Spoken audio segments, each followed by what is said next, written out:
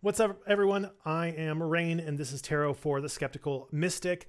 Last night there was a big old lunar eclipse. It was pretty cool. My wife and I, watched it, or she watched it, and I glanced at it when it was happening. It was quite cold, and but the lunar eclipse signifies change. That is coming, transformation, the end of one chapter, the opening of another. I think we were headed that way, eclipse or not. But we can still, stop and reflect on the changes that are coming, the changes that we can observe, the changes we can anticipate, and try to prepare, right? Try to understand what might be headed our way. So we're going to roll the dice and pick 4 cards. We're going to look at our past, our present, our future, and have a crux card that kind of pulls them all together. I'm going to use the dice to pick which deck we pull from. I have 4 decks here and 4-sided dice. So it should sort of work out in the way that it has every other time before. So let's get started looking at and focusing on the past, right? Where we're coming from. Transformation and change means you have one state and it transforms or changes into a different state, right? That can be an emotional state, a physical state, a spiritual state. It can be any number of different things, right? One of the sort of frustrations about spirituality is ambiguity a lot of the time, right? It's like, there's change. And it's like, well, there's always change. Like, what kind of change? Like, if you're going to give me an idea, give me an idea. So I'm going to give you an idea, and it might resonate with you. It might not. There are some birds, like a whole flock of they're not ravens. I don't know what they are, but they look like seagulls, but we're too far inland for that to be seagulls. But there's a big flock of seagulls circling. It's really cool. Hold on. What the fuck this is? What they do this for? Hodge boy, say in the comments, because I don't fucking know. I just think it's cool when they act like this, when they move sort of in tandem like this. Just catching drafts,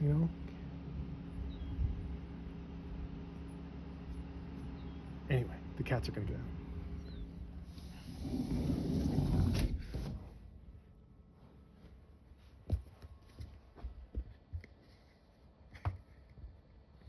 All right, let's zoom that bad boy back out. Fix it up. Get it right. Get it right. Pay the price. You guys remember that show? You guys remember that show? I remember that show. Called Salute Your Shorts. Salute Your Shorts. I'm old. Anyway, let me take my glasses off because I don't need them right now, and they're transitions, so they get dark or whatever, and I don't want them to get dark. Anyway, hello kittens. So without any further ado, we're going to look at our past, what state we were maybe in before. And then the present, I think, will be the period of transformation, right? Like what does the transformation actually look like? What's changing between past and future? Future will be what that transformation or change will be or could be. And the crux is going to be sort of the wild card that kind of ties it all together, right? Like the mechanism of change. Will it be sudden or gradual? Again, this is just cards, right? For as far as I'm concerned, they're just cards that give us perspective and insight. So you might go, no, that doesn't feel right for me. That's insight.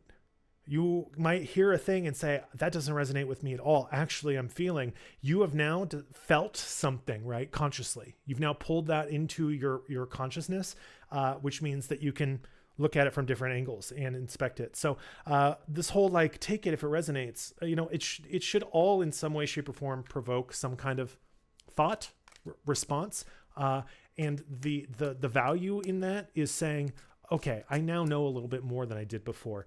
I do a thing where if I can't decide between 2 things, I flip a coin. I've mentioned this before, and while it's in the air, I almost always, by the time I have flipped that coin, I know exactly what I want.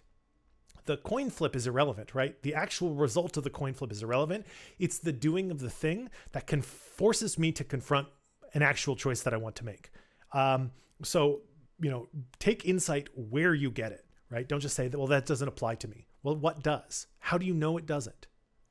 Be introspective in that way and say, that doesn't apply to me because, or that doesn't hit with me. It's actually this. That's going to give you insight into the change that is coming in your world, or maybe not, into something completely unrelated to that. Who knows? I don't. I'm just a guy on the internet. Anyway, let's roll the die and see what our first card is going to be. That is a 1. That is a 1. So that's going to be our Steampunk Tarot here by Barbara Moore. I do love this deck. And I mean, obviously there's 4 decks and an equal chance that any of them show up. But I do love when this one shows up because I get to learn more about tarot, which is very cool because I don't know a ton. I can't just like look at one of these cards and be like, oh, I know exactly what that is, except for a handful of them that keep showing up for whatever reason. And I just get to look at the cool art and read the very cool, thorough description in the book and stuff. And I don't know, it just makes me happy. It makes me happy when this guy comes up. This is like my Rainbow Brain Skull is the first one that I ever got. I bought it for myself. I saw it at Barnes & Noble. I thought it looked cool. This one, my wife got as like a 3-pack with 2 other decks and gave to me. And so this is like my first kind of gifted one. This is the first one that I didn't, that I got from someone else, which I guess is like kind of how it's supposed to be, right? Like, your first deck is supposed to be gifted, or something. I don't know. But, my first actual tarot deck was gifted. In fact, my wife was like, yeah, I got this and I only want 2 out of the 3. Here's the 3rd one. And I was like, this is perfect. This is super cool. Hello. So we're looking at the Hanged Man. I was like, oh, it's upside down because he's fucking the Hanged Man, dipshit. Like of course he's upside down. I really like this card. I know like the Hanged Man often is a man who's like in a gallows or whatever. And this one feels a lot different than that. I'll have the picture of the card up. It looks like Daniel Day-Lewis in There Will Be Blood. Anyway, you'll see it on the screen, but let's dig into that. This is our past, the Hanged Man, number 12.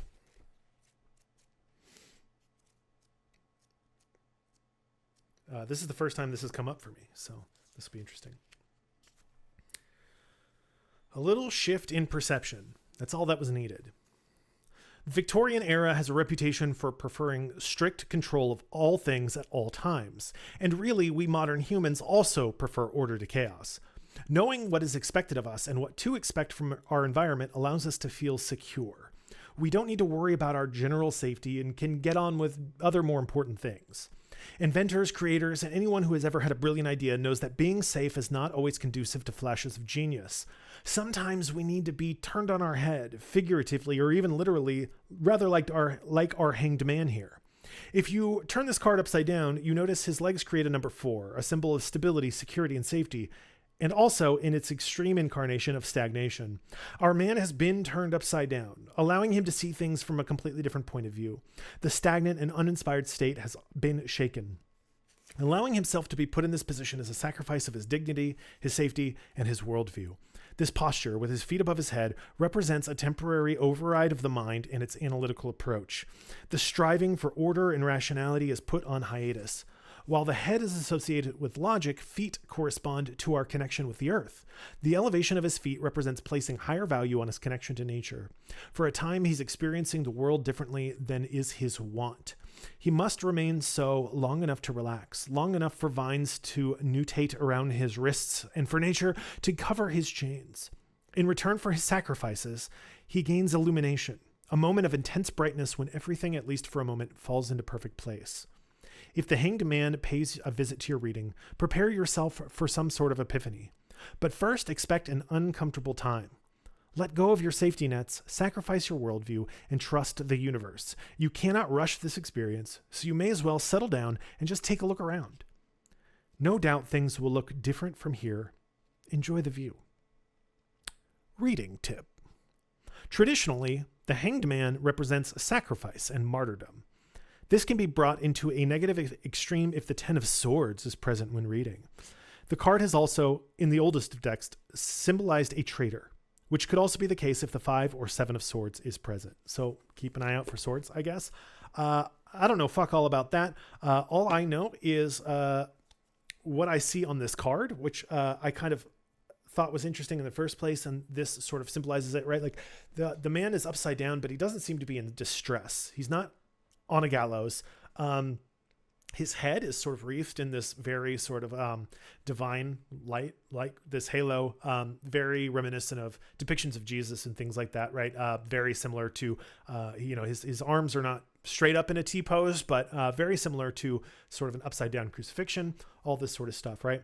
And I like this idea of this change, this gradual shift leading to epiphany. Right. I think if we're looking at our past in this way, it could be all of the stuff leading directly up to this eclipse, where you've had this sort of gradual transformation in terms of like letting go, right? Letting go of the material.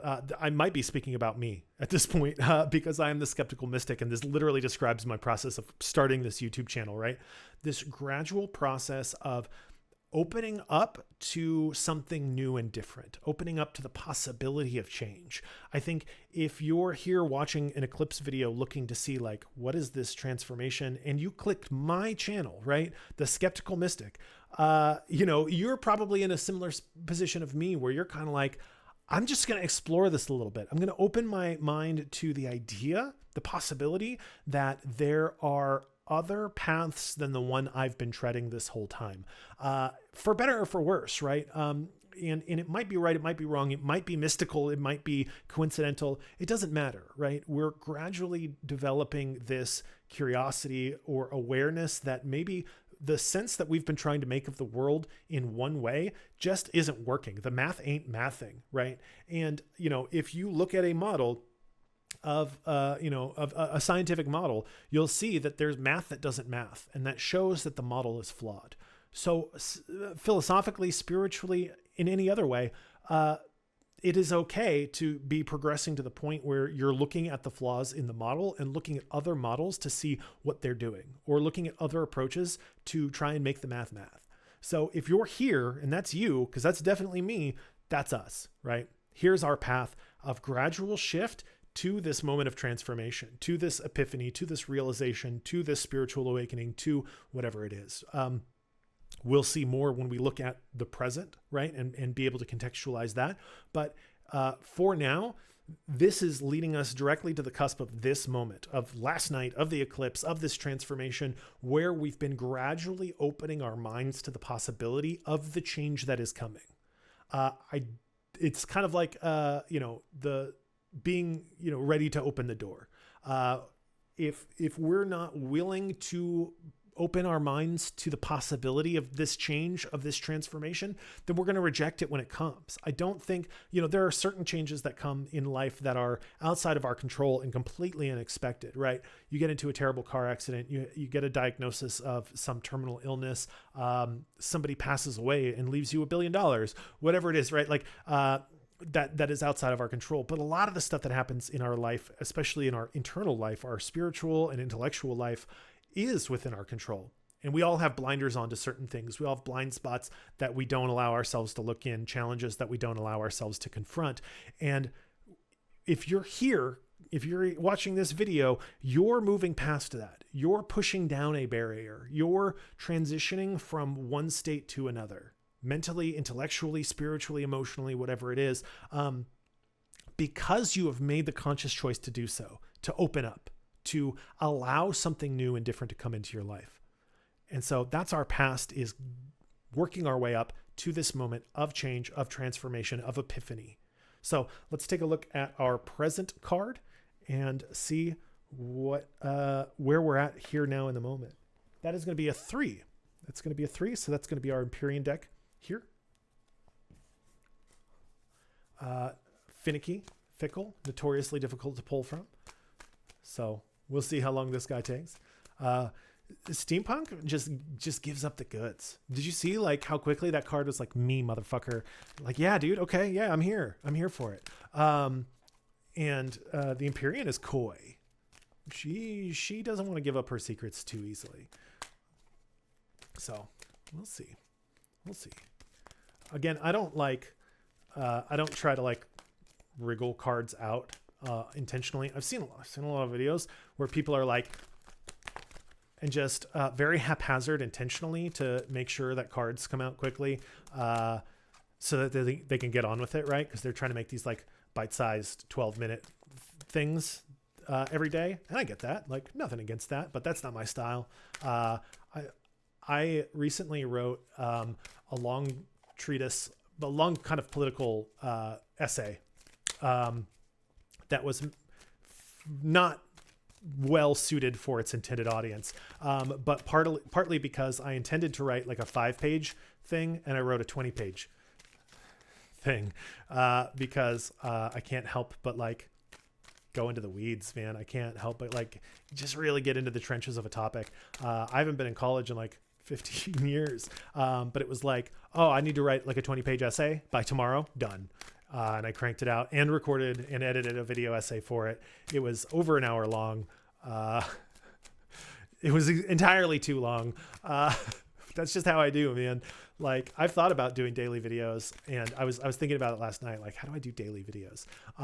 And the answer is either I don't, or I just stream them. I just do one continuous bang, don't edit it. I just stream it and have my daily reads go up that way, which I might do. So watch this space for that. Anyway, our present card from the Empyrean is going to be Attract. Attract. Ooh, that's a cool card.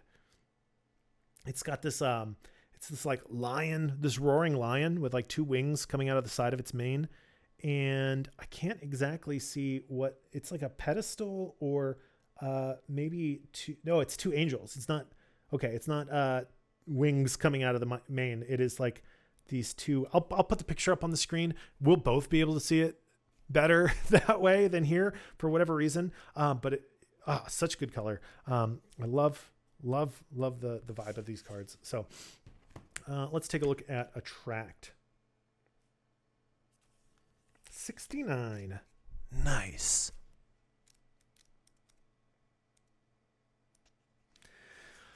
You guys ready? To attract is to enter the spiral dance. Contrary to what many viral online creators will tell you, to attract, to be aligned, is to decide to live in a construction site. It is not nearly as one-dimensional as it seems and extends far beyond the vision board. When we begin to focus on what we want, we are often first met with what we don't. We open the door only to find an old pattern staring us in the face. It is our first temptation. We may want to feed it because it feels comfortable and familiar, but the magic is in letting it starve. It is closing the door in its face and saying, I don't know what will happen next, but I know I want something different. We may then move a bit closer to what we want, but not quite. We may toy with it, letting it play out until we cut it loose and move on again. Each step is moving us closer to our capital T, true capital D desire. The experience we really want to have. It is not a straight line, so do not get discouraged when you engage in energies that feel lower than what you want to have. Trust yourself enough to know when to stop. We must let ourselves get reborn again and again in this process, so do not expect to arrive. You will fall and skin your knees, but get up and keep smiling. The key to attracting is play. Let yourself enjoy the game. Come alive in the dance while still stretching toward the stars. So that's us now, right? And interestingly enough, one of the things that I like about this deck is how contrarian it is, because I'm a contrarian. And don't tell my wife, but she doesn't need to know. But you might think it's like, yes, attract, pull, like bring it towards me, and it's like no, you're going to attract a lot. You're going to attract a lot of shit. You've opened your mind to spiritual, mystical energies and whatever that are maybe new and different and unfamiliar to you. And a lot of it is going to be kind of weird or not what you want or exactly what you want. And slow down, right? The old, familiar, comfortable things that spring to mind, push those away. That's not what you really want. You've already had them, man. You've already had that. what you really want if it was something you already had right now or could just reach out and grab, you grab it. But you haven't up to this point for a reason. So in the present, as we're moving towards this transformation, the real transformation, the real change, the real difference in your life that you want to make is not going to be the obvious thing. It's not going to be the immediate thing. It's not going to be the familiar thing. It's going to be something else. And so as you're opening your awareness to this change, to this transformation, don't be tempted by something that feels comfortable and familiar, because it ain't that. That's not change. That's not transition. That's stagnation. That's regression. And we're trying to make progress. We're trying to change and move towards something different and better and closer to our truest desires. So you are now in a state where you're open and receptive to new and different things. And so now you have to be very, very discriminating about what things you let into your life, and be patient and wait for something better. Don't just come and grab the first, like, oh, that's it. That's the change. That's the transformation. Don't say yes to everything, because a lot of the things you say yes to, you've already said yes to before. As we move on into the future, right, that's going to give us a glimpse of what we're actually looking for, what our true sort of like desire might be, and how we can head in the direction of not the things that are coming in, like a flood, like a deluge. This is going to be the sieve, right? The filter by which we see, no. That's our future, right? That's what we're looking for. And in the meantime, revel in it. You're in this period of change, transformation, of new awareness, of openness to ideas that maybe you were closed off to before. So be frivolous, be fun, be silly, have fun with it. Open your mind up to the idea that, like, attraction is playful, right? We all like sort of the chase, the thrill of, like, are they into me? Are they not? I'm into them. Like, what's going to happen, right? And that's attraction, is uncertainty, is mystery, is anticipation, right? So don't go and blow your load instantly the second you see something that's like, oh, that's it. That's what I want. Because play with it a little. Dance, have some mystery, have some intrigue, have fun, for fuck's sake. It's so hard to have fun these days. Have fun with this experience. Have fun with this change, with this transformation, because change and transformation can be painful. It can be difficult, but it can also be really enjoyable. Growing up as teenagers, right? We look back and go, oh, I wouldn't want to do that again, but also recognize that there was a playful innocence to it, the joy of new experiences and new beginnings and new discoveries. The first, kiss that you had with someone and how scary it was. And the first time you, asked somebody to prom or whatever, and how scary and exciting that was. And the first time you this, and how scary and exciting that was. On and on and on, right? We have all of these experiences of change, of newness, of rebirth, of discovery that are both painful at times and terribly exciting. And so enjoy it. Go to the dance. Maybe, do something that you wouldn't normally do. Push yourself outside of that comfort zone and have fun with it. Don't demand that it fit within the box that you've built. You're trying to change the box. So let some different things in and play with them and toy with them. Be the lion, be the cat, right? Batting that thing. Oh, are you food? No, you're not food, but you are interesting, right? That's the kind of mentality. That's the kind of vibe we want to bring into this change. So let's take a look at our future card. I'm going to roll the green guy here now. And that is also a 1. That is a 1.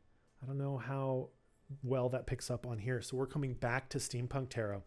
One of the things I like about this is, I can't double cards, but I can. Like in normal tarot, you couldn't get like 2 hanged mans, but if we wind up coming to the Twildic deck, we could, right? We could just be, we could have this whole experience of, like, you're going to have perpetual change. That's just how it is. Change is coming.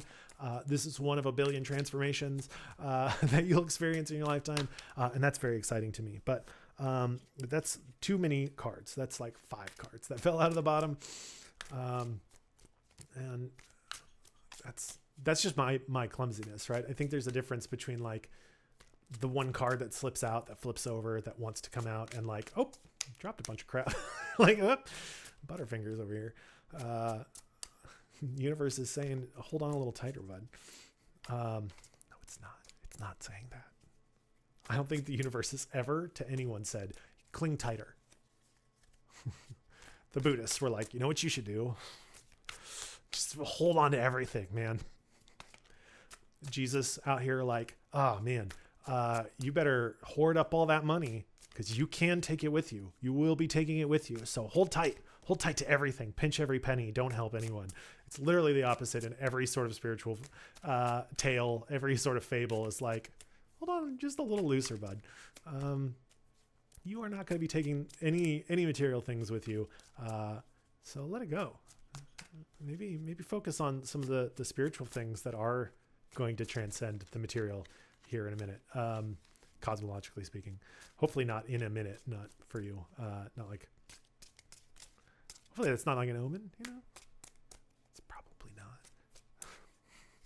I feel like I'm digging a deeper hole every time I sort of like open my mouth to say, no.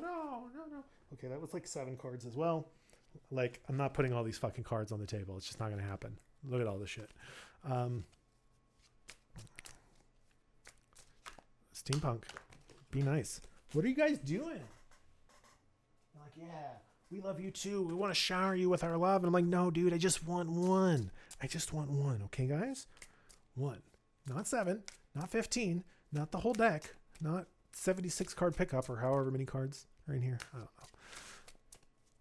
know. Just one little guy. Just one little guy who's like, hey, it's me, bud. See, this is crazy because the Empyrean, like that's probably the fastest I've pulled an Empyrean card so far. And that's usually how quickly this deck. So now they've like switched spots. They heard me talking about them and they're like, we have the opportunity to do the funniest thing. And every time I'm sitting here doing this, I'm like, I should just cut all around this. My videos would be 20 minutes if I just cut out all the shuffling and the bullshitting. But I don't know.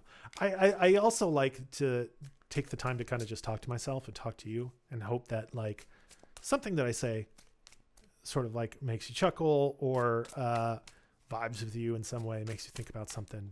I feel like in a lot of ways, this is the most important time of the reading, believe it or not. Just the errant thoughts that pop into my head while I'm stalling for time, waiting for a card to pop out.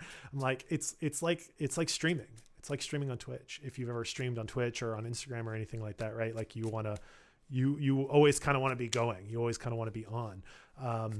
Nobody wants to sit here and listen to me, shuffle decks in relative silence for 5 minutes. There you go, buddy. Hello. Ooh, Judgment. I say that because there's like a big gramophone here.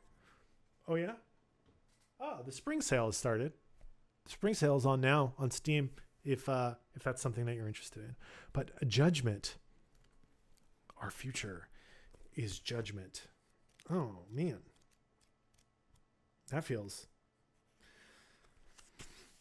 When the music beats to the rhythm of your heart and echoes the melody of your soul, you can only ignore it for so long.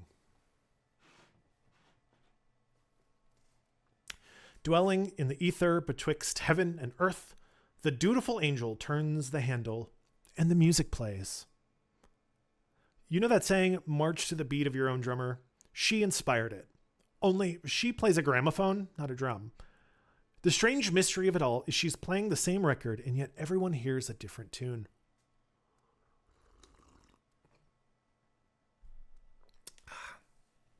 The story of the beautiful, solemn gramophone player in the ether is sadly not real. Like so much else, she is a metaphor. To make things even more confusing, she is not a metaphor for judgment, as the name of the card implies. We would do better to call this one something else, like resurrection, renaissance, revivification,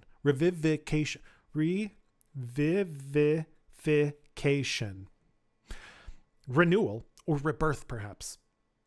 In some ways, she is rescue.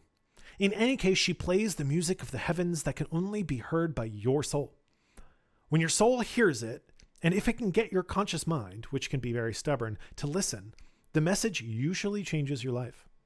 Actually, to be more precise, the message will save your life. You are granted the gift of the etheric, angelic music when you are in danger of dying. Not a physical death, but a spiritual one. Your life is not going in the right direction, and it is time to shift gears. More than likely, whatever you are being asked to do will scare the bejeebus out of you. Try not to give in to fear, because even though it is radical, this change is what you are meant to do, what you were born to do.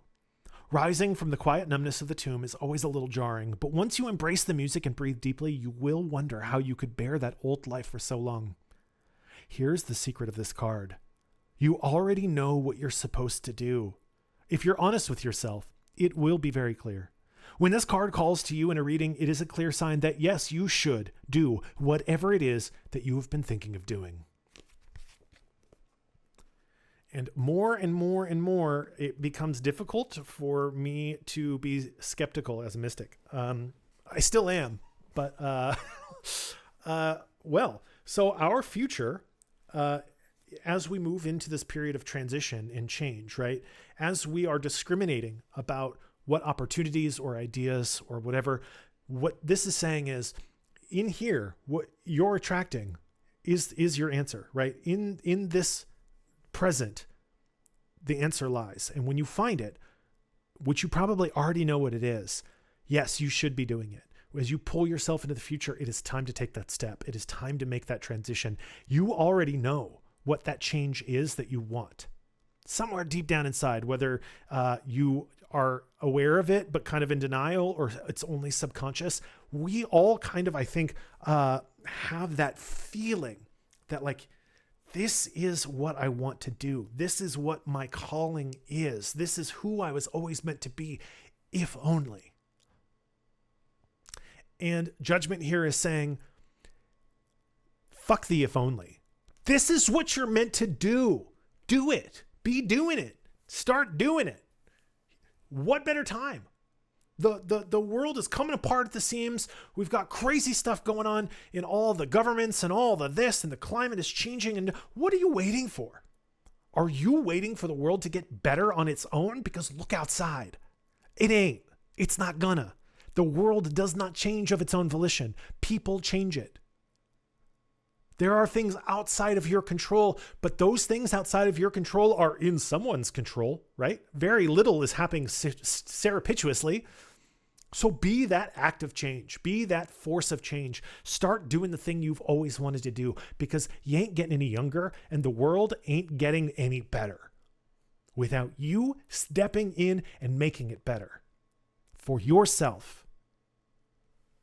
You're on this path, ready for epiphany, for enlightenment, for change, for transformation. You're here, you're looking at stuff about lunar eclipses because you're like, what does it mean? What is it going to change for me? Well, what are you going to change for you? That thing that's in the back of your mind that you've wanted to do, that transition you've wanted to make, that thing that you've been waiting for, it is coming. It's coming. You're attracting it, but you have to be willing to do it. Right? You have to be willing to take that step. You're open to it. You're attracting it. And now you need to pull the trigger and start to do it. This is your call. This is your call to action. This is me, the universe, through this weird human being sitting in his office telling you now is the time. Quit fucking around. Do it. I don't know how to make it any clearer. This is the time. Do the thing. Does that mean be crazy and wild and reckless and stupid? Maybe. Honestly, I've done some pretty crazy or wild, reckless, stupid things that felt right, that I believed in, that were the right choice. I'm still here.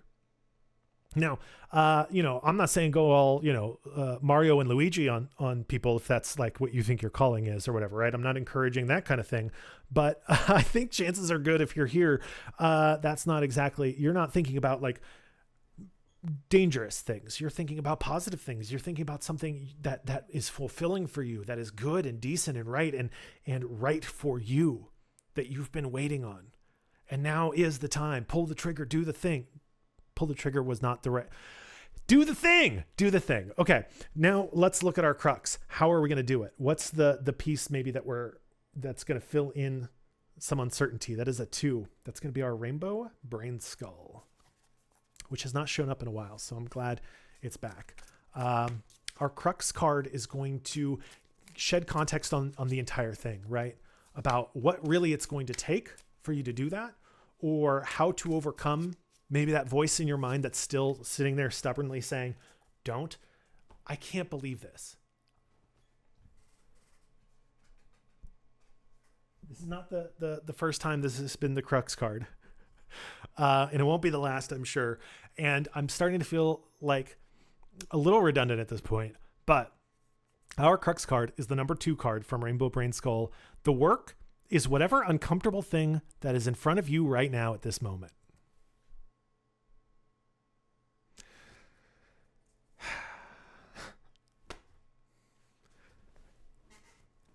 Change is coming. You're open, you're receptive, you're ready for it.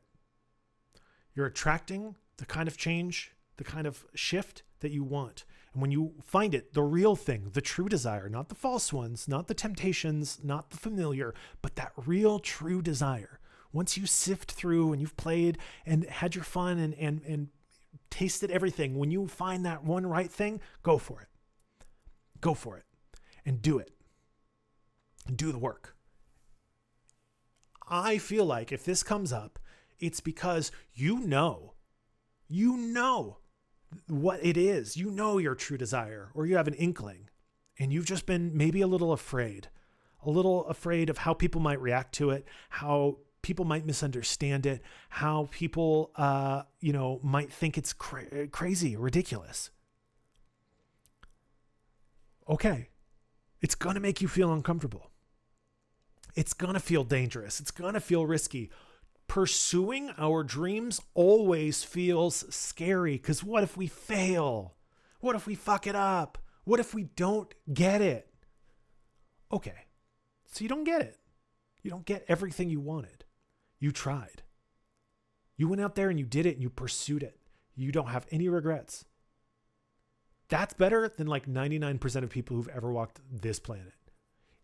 To have tried and failed and done the work and put yourself in that uncomfortable situation of trying, knowing that you might fail, trying something that you give a shit about, that you care so much about, that's so important to you, that's so interconnected to your personality and identity and worldview, and failing. That's a possibility.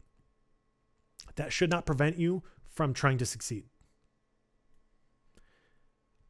You got to do it. You got to find and pull in that true desire of yours, and you need to follow through, and you need to commit 110%, and you need to face the challenges. You need to overcome the mental barriers. You need to get over your stubbornness. You need to get over all of the things that were getting in the way of this epiphany here. All of those stumbling blocks that led you to this point of clicking this video and looking at this thing. You need to do the work and push those aside. Deal with them. Go over top, go around, go underneath, whatever you have to do to get past them. You got to do that work. Because your true desire is coming for you. It is out there. It is coming for you. You are going to attract it, right?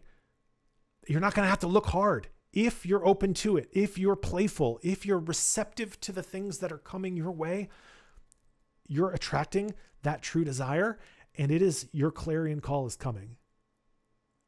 But you have to be ready for it, and you have to be willing to do the work. So if you're like, what does the lunar eclipse mean for me? What kind of change and transformation is coming? It could be the biggest transformation and change in your entire life ever, past, present, and future. It could be the crux, the turning point of your entire existence, if you're ready for it and you're willing to do the work. So keep your eyes open. Don't take the first thing that comes along. Take the right thing when it comes along. And you'll know it because it's true. Because it's real. Because it's like, yes, that's it. It's like love at first sight. You'll know it when you see it.